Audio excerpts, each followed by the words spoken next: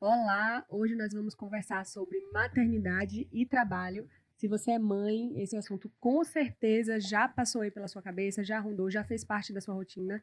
E hoje eu tenho duas convidadas super especiais, que são minhas amigas, além de mães que eu admiro muitíssimo, que é Cristiane e Kelly. Eu vou pedir que elas se apresentem para vocês. Kelly, comece aí, por favor. Eu sou Kelly, sou mãe de Manuela e Gael. É, sou anestesista. O que mais você quer que eu fale, Lari? Tá ótimo. Mãe e anestesista já é mais que Já é suficiente. suficiente, né? Cris, por Eu favor. sou Cristiane, sou mãe de Manuel. O Manuel tem 6 anos e eu sou empresária. Tenho uma clínica de depilação a laser e estética. Bom, e se você está chegando aqui agora e não me conhece, eu sou Laís Folador, sou servidora pública, sou educadora parental, especialista em neurociência, desenvolvimento infantil e educação. Sou escritora e o principal é que eu sou mãe de Mãe. Estela. Minha filha tem 4 anos e é a razão da minha vida, assim. É o que me faz ter vontade de acordar todos os dias e lutar pelos meus sonhos e também proporcionar que ela lute pelos sonhos dela. Então vamos lá, meninas. A gente vai começar sobre maternidade e trabalho, que nós todas passamos por isso, né? Depois do puerpério, voltamos a trabalhar.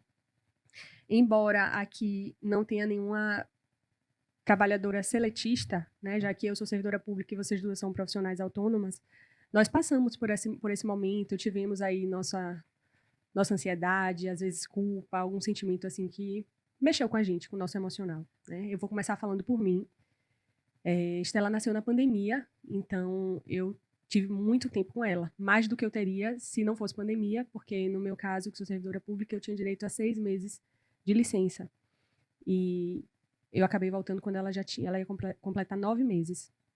É um tempo bom. Foi um tempo ótimo. E eu acho que isso também facilitou muito o processo da amamentação, que para mim foi muito difícil. Então, estar com ela em casa favoreceu que eu continuasse amamentando. Quando eu voltei a trabalhar, eu tive alguns problemas em relação a isso, mastites de recorrência. E uma coisa que eu senti muito foi que no meu trabalho eu não tinha um lugar adequado para extrair o leite. E como eu tinha mastite e eu tinha hiperlactação, eu tinha que extrair o leite com certa frequência, né? Então o leite empedrava muito, eu tinha que ir num banheiro que era coletivo para usar a bombinha de extração. Essa foi uma das grandes dificuldades que eu tive, além, claro, de uma que eu acho que vai ser uma unanimidade, que é ficar longe da A filha, separação, né? né? Porque nesse momento, não só a criança sente que faz parte da gente ainda, como a gente sente que ela faz parte da gente, né? Então, ter que me separar dela nessa fase foi um desafio, assim, bem grande. Eu botei câmera pela casa toda e ficava o computador aqui, eu trabalhando, o celular aqui, olhando onde ela estava. Se mudasse de lugar, eu já ia acompanhando junto. Mas é isso, assim, eu quero saber como foi a realidade de vocês, porque no meu caso, eu tinha esse período, né, que eu podia ficar em casa sem preocupação. As seletistas têm 4 meses, ou se a empresa tiver uma parceria aí com um programa chamado Empresa Cidadã, ainda pode ficar 6 meses também. Mas vocês que são profissionais liberais, eu acho que é ainda mais desafiador, porque se não trabalha, não recebe, né? Quem tem empresa precisa estar de olho na empresa, a autônomo precisa trabalhar para receber. Então me digam aí, comece você, Cris, falando como foi esse retorno. Então, o retorno é difícil, né? Muito. Eu me lembro que no primeiro dia que eu saí para trabalhar, chorei horrores. Apesar de eu ter uma flexibilidade assim muito grande de horário, né? Já que eu sou autônoma, é difícil você sair e deixar aquela coisinha que é totalmente dependente de você. E você simplesmente sair e deixar, sei lá, uma manhã inteira sozinho. Mas eu tive uma rede de apoio muito boa. Então, eu tinha uma pessoa boa, assim, que estava me ajudando. E tive minha mãe, que foi, assim, importantíssimo, foi essencial. Porque aí eu me senti emocionalmente segura deixando ele com minha mãe. Com certeza. Né? Fora as câmeras também que eu coloquei. Além disso tudo, ainda coloquei câmeras porque ficava acompanhando. E sabia que a qualquer momento que ele precisasse, eu podia voltar. Sim. Né? Então também tinha essa segurança. É. E aí foi isso. É difícil, mas né, aos pouquinhos Faz você vai parte, né? acostumando, faz parte. A gente vai falar no próximo episódio mais sobre essa questão da rede de apoio, que é fundamental para mães que trabalham fora, né? Mas a gente se aprofunda mais nisso no próximo. Kelly, fale agora você, como foi sua experiência de voltar a trabalhar? Manu nasceu também na pandemia e eu tive, além da dificuldade de voltar ao trabalho e ter medo de deixar, né, o primeiro filho em casa, eu ainda comecei tudo novo aqui em Aracaju, né? Eu voltei da residência para trabalhar e eu estava na pandemia, então eu acabei Eita, não foi mesmo. podendo, estava grávida de 6 meses E aí eu fiquei, na verdade, contando o tempo que... 6 meses não, tinha mais 6 meses. Contando o tempo que eu cheguei aqui para eu começar a trabalhar, foram 8 meses sem trabalhar. Eu voltei, eu passei 6 meses da licença. Foi uma escolha. Eu não me planejei para isso, eu me planejei para eu sonhar. A gente sonha, né? Quando a gente idealiza, engravida, né? a gente idealiza. Vou ficar, como eu precisava trabalhar, precisava conquistar meu espaço, então eu vou ficar uns 4 meses. Então, eu me programei para aqueles 4 meses, já que eu só ganho dinheiro se eu trabalhar. Uhum. Então, mas aí veio a pandemia, coisas inesperadas foram acontecendo. E aí eu fiquei 2 meses sem trabalhar grávida. Aí depois que Manu nasceu, o medo da Covid, o medo de Manu, eu ia trabalhar em hospital, né? Então tinha toda aquela coisa envolvida. Ah, mas eu vou trazer vírus para casa e tô amamentando eu digo, então vou respeitar, vou ficar uns 6 meses até ela tomar as vacinas e aí voltar. Mas a volta foi terrível. O primeiro filho, né? Primeiro filho. A volta foi em segurança. Aí foi um misto, porque foi a insegurança do trabalho novo, daquele ambiente novo para mim, que eu sou daqui, mas eu me senti uma forasteira, porque era tudo novo, né? Eu não conheço ninguém. E deixando, então assim, eu não conseguia, esse misto, eu não conseguia desabafar para os meus colegas o que eu estava sentindo, porque era aquela coisa, eu estava voltando, eu estava tanto tempo sem trabalhar, então Não se sentia no direito de no falar. direito de falar que eu precisava, deixa eu chorar aqui. Então, assim, eu engolia. E assim, realmente, o trabalho às vezes não proporciona um ambiente adequado para desmamar. Eu ficava às vezes 12 horas fora, que era o dia mais desafiador. Não fiquei 12 horas fora todos os dias. O pessoal me acolheu bem nesse sentido. Eu não dava plantão. Eu dei um plantão noturno e acabou que sempre os colegas me ajudavam para ficar no plantão. Eu não me sentia segura de não botar minha filha para dormir. Então, assim, foi muito difícil. Então, tirar o leite. Eu lembro que no hospital, no USE, lembro como hoje, as pessoas vão se solidarizando, sabe? Aí tem um funcionário que me ajudou, me deu um cantinho lá para eu tirar leite. Eu lembro que no meu parto você estava amamentando ainda, né? Tava. Kelly foi a minha anestesista e meu parto durou 24 horas. Então ela ficou lá. Ela ficou 4 horas. Aí eu tirei leite no banheiro, eu lembro. Você Aí tirou alguém foi levar a bomba. Emanuel foi lá. Levou, pegou para dar para ela. Então, assim, outra coisa, o de Manu, né? Esse foi o de Manu, que foi o primeiro filho, então foi sofrido nesse iniciozinho por isso. Emocionalmente eu me sentia bem, porque ela estava em casa protegida, né? Pela rede de apoio, mas ao mesmo tempo você ficava. Era um misto de sentimento. Não estava à vontade, né? E você sentiu a culpa também, né? Isso, era a culpa, meu Deus. Era um misto. Era um misto de emoções melancólicas que eu não conseguia desabafar. Sabe que eu estava num ambiente, tirando leite, um ambiente que eu sentia sujo, né? É isso, eu também. Eu tinha vontade de chorar e não podia. Quando alguém chegava, eu tinha que sorrir, mas tudo bem. Tá tudo bem, né? Tá tudo bem. Então era assim, tá tudo bem, tá tudo ótimo. Isso de não ter um lugar adequado para tirar o leite, eu acho que é uma das piores partes. Assim. Eu não tinha. Olha, tinha um lugar que eu dava plantão que tinha um quarto só meu, só nosso, era só um plantonista. Mas os demais eram misturados, né? Então não tinha um lugar reservado, um ambiente, não tem um ambiente para a mãe desmamar, sabe? E é um ambiente que desestimula o aleitamento, né? Fora que também você não pode nem conversar muito sobre isso. Porque a primeira coisa que faz, mas a menina tá amamentando, mas tá sofrendo pra quê? Então, assim. Tem os julgamentos, né? Então, eu não gostava de entrar nesse assunto, porque, assim, era uma decisão que ninguém ia tomar por mim. Eu já tinha tomado, eu adorava amamentar. Porque você também não queria a opinião de ninguém. E eu não queria a opinião de ninguém, justamente. E você tem um sofrimento. A amamentação é maravilhoso, mas também tem defeitos, né? Eu não podia falar o defeito pra esse tipo de gente, né? Porque senão já desincentivava. Eu falo, quando alguém fala, eu amo, eu adoro. Então, assim, porque para não render o assunto, né? Então, ainda tinha isso. Então, a volta de Manu foi assim. A volta de Gael já foi mais diferente. O segundo filho, eu já estava familiarizado, já tinha um ambiente mais estruturado de trabalho. Então, já tinha meus vínculos. Então, já tinha apoio com os colegas. Então, a volta ao trabalho de Gael foi muito melhor. Foi mais leve, muito mais leve. Assim, Manu eu voltei, ela tinha 6 meses. Gael eu voltei com 3. Mas voltei aos poucos, eu não voltei como eu voltava de manhã. Aí os colegas às vezes falavam assim, não vai trabalhar não? Aí eu falei, engraçado, né? Essa cobrança, não né? Não vai trabalhar não. Mas assim, se eu não trabalhar eu não ganho, né? não deu dinheiro. E tem alguém trabalhando por mim lá sempre, né? Tem alguém no meu lugar até eu voltar. Então tinha essa pressão assim, vai trabalhar não, vou. Aí você acaba querendo voltar. Eu não vou nem me estender, porque acho que você vai perguntar mais sobre Mas isso. pode falar. Mas a de Gael foi mais leve, nesse sentido de ambiente de trabalho, e foi mais leve também emocionalmente, assim, porque eu me planejei mais. A amamentação foi onde eu mais investi, no de Gael. Manu, eu investi em berço, nisso, naquilo. Gael, digo, olha, o que foi mais que me traumatizou em Manu foi tirar leite durante o trabalho. E Manu eu amamentei muito tempo, né? Então Gael queria dar esse privilégio para ele. Então, eu digo, comprei 2 bombas de amamentação. 2 bombas, as melhores do mercado. Uma para eu anestesiava o paciente e minha bomba estava aqui. Ninguém percebia que eu estava tirando leite.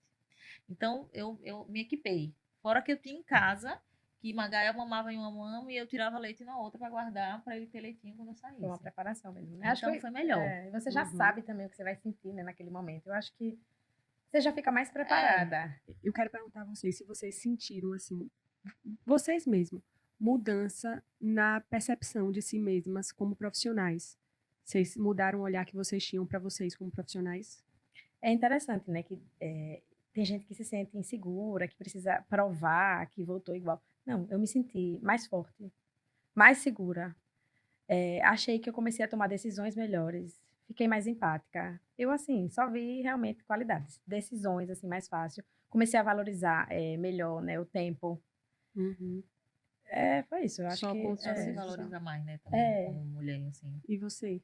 É isso, a gente se valoriza mais como mulher, Eu né? acho também. Eu acho que a gente se sente forte, Sim. poderosa. É né? isso. Porque assim, se eu sou mãe, se eu consigo fazer tudo aquilo que eu consigo fazer em casa, eu consigo fazer qualquer coisa nesse mundo.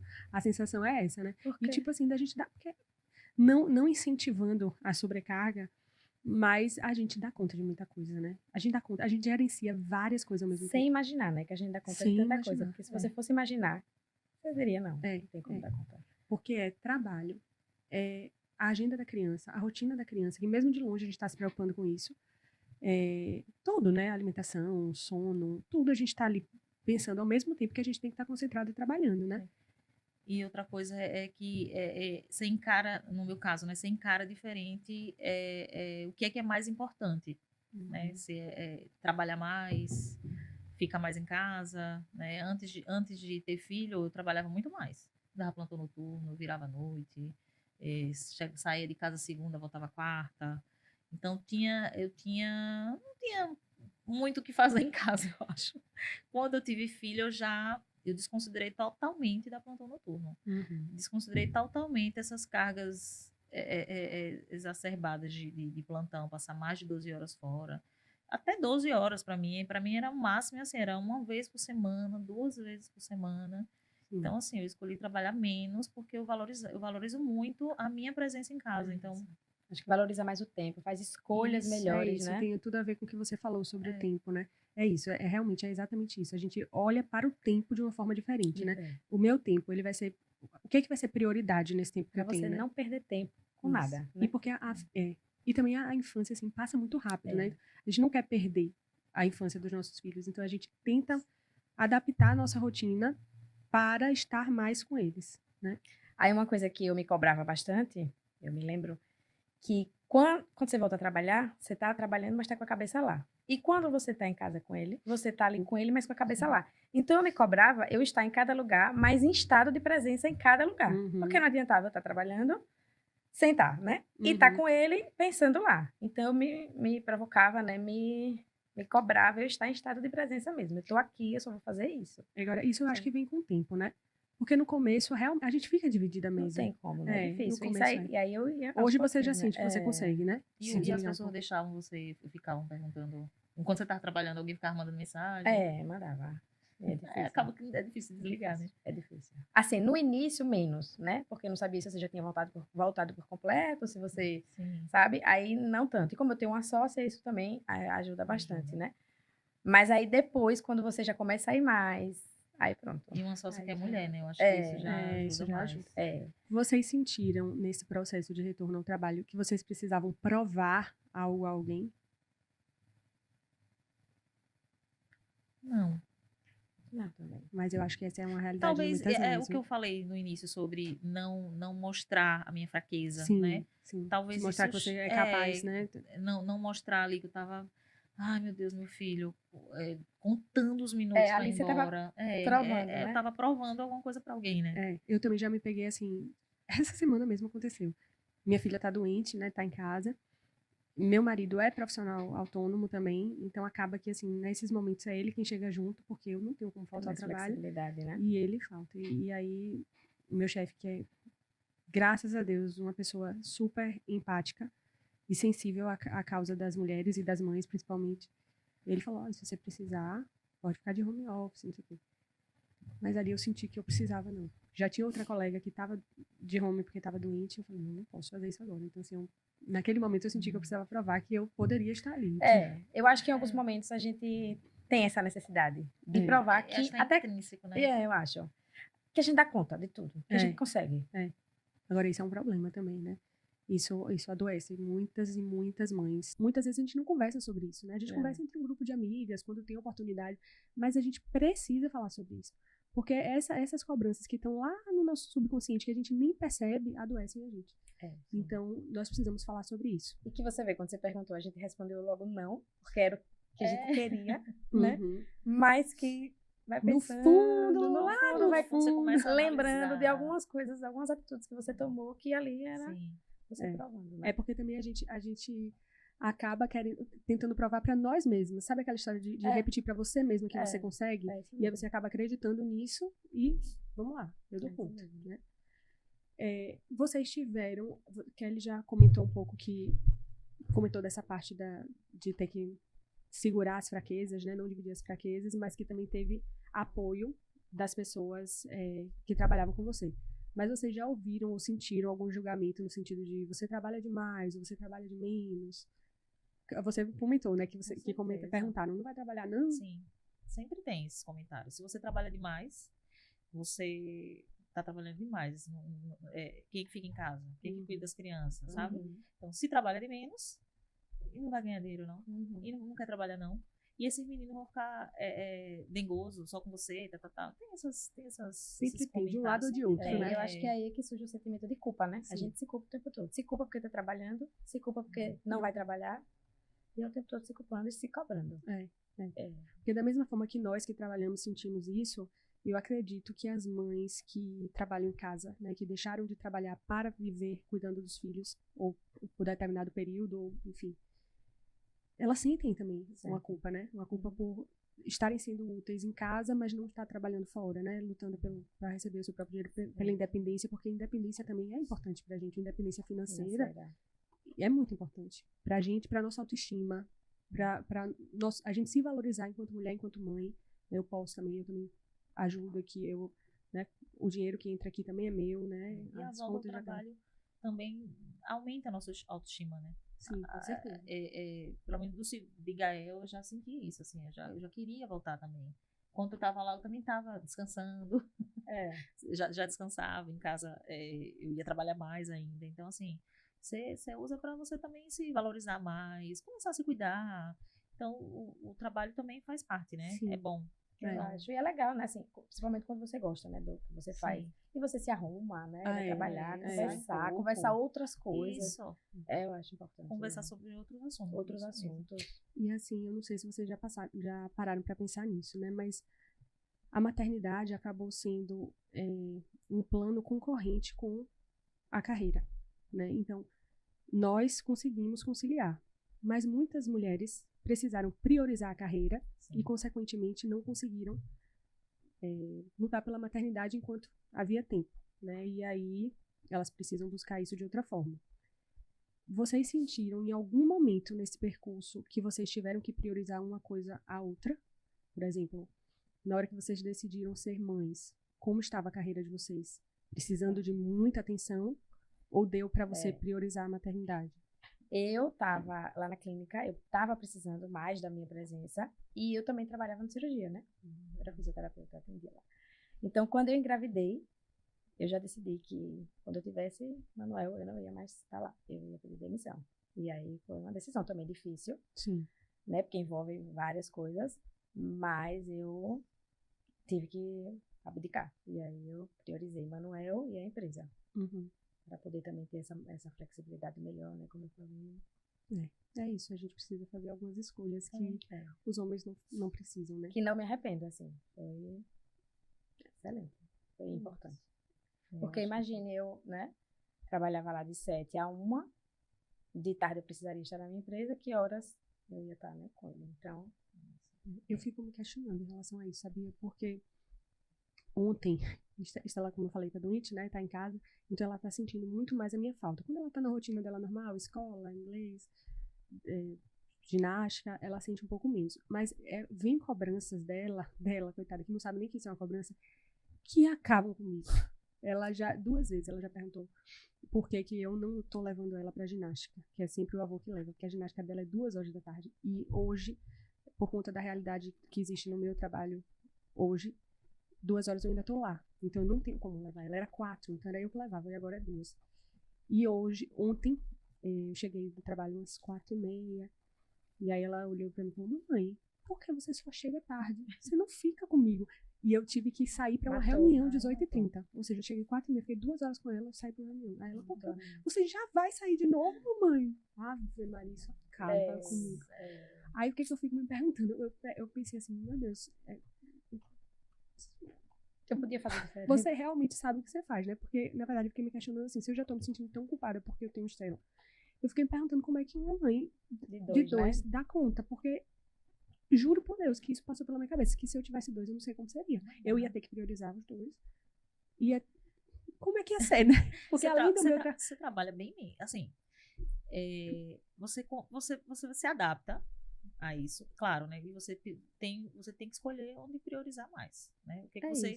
eu, depois que eu engravidei, depois que o Manu nasceu, então eu escolhi priorizar sempre minha família. Sim. Né? Então, esse foi o primeiro ponto. Mas você consegue perceber que você tem essa condição e tem outras mães que não podem fazer essa escolha? Não. Então, isso eu tô falando no meu privilégio, Sim, né? No meu privilégio de ter muita flexibilidade, porque eu sou autônoma. Você pode fazer essa escolha, né? Se eu trabalho... Enquanto eu estava enquanto eu era CLT, eu não tinha tanto essa flexibilidade. Sim. Tanto que eu saí do CLT.